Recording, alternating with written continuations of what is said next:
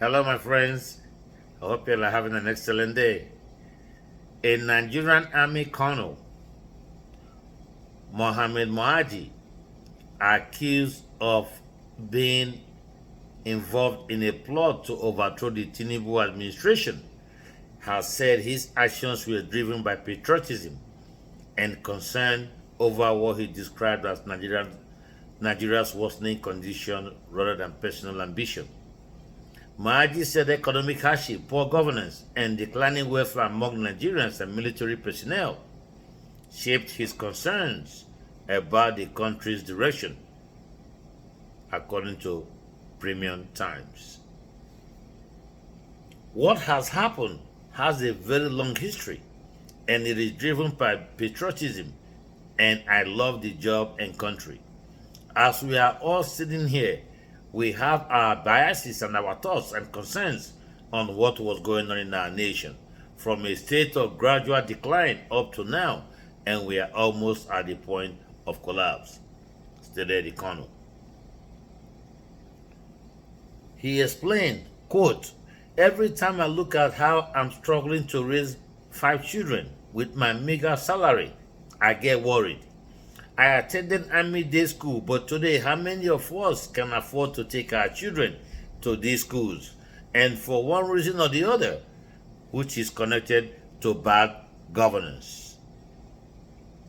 Maji also raised concerns about the welfare of soldiers, particularly personnel wounded during military operations. He alleged that some injured soldiers receiving treatment at the 44 Nigerian Army Reference Hospital in Kaduna were not getting adequate care. According to him, the conditions facing military personnel reinforced his belief that urgent measures were needed to change the country's trajectory. Quote, "The summary of all this is that this action was driven by the desire to have a prosperous nation and country, and we all can be proud of.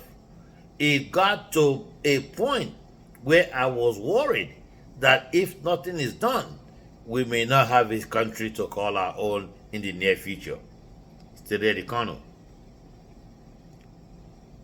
Nigeria was turning into a banana republic right before our own eyes, he said.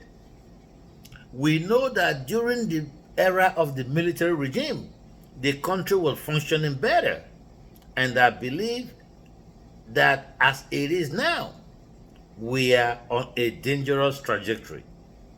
The plan was not to get enough officers. The plan was to get enough officers of like minds who could participate. We were still at the stage of mobilizing to get more officers involved." He denied foreign involvement and said no date had been fixed for the proposed operation. He called for the establishment of a formal channel through which military officers could raise concerns with the Chief of Army Staff without fear of victimization. He also criticized the removal of fuel subsidy, arguing that the policy should have been phased out gradually. There you have it, my friends. Even though I sympathize with him and I agree with most of the points he raised, I think he should have handled this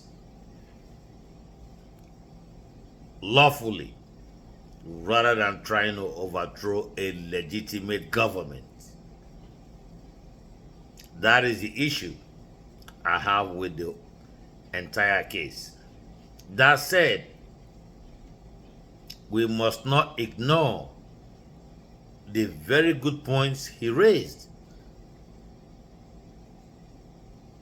The welfare of our military personnel, the trajectory of our nation, and you can trace all of the points he raised to one thing, friends: corruption, corruption, corruption. This is the reason why we must no longer accept this monster cut corruption in any form it exists. It is the root cause of most of the problem that plague us as a nation.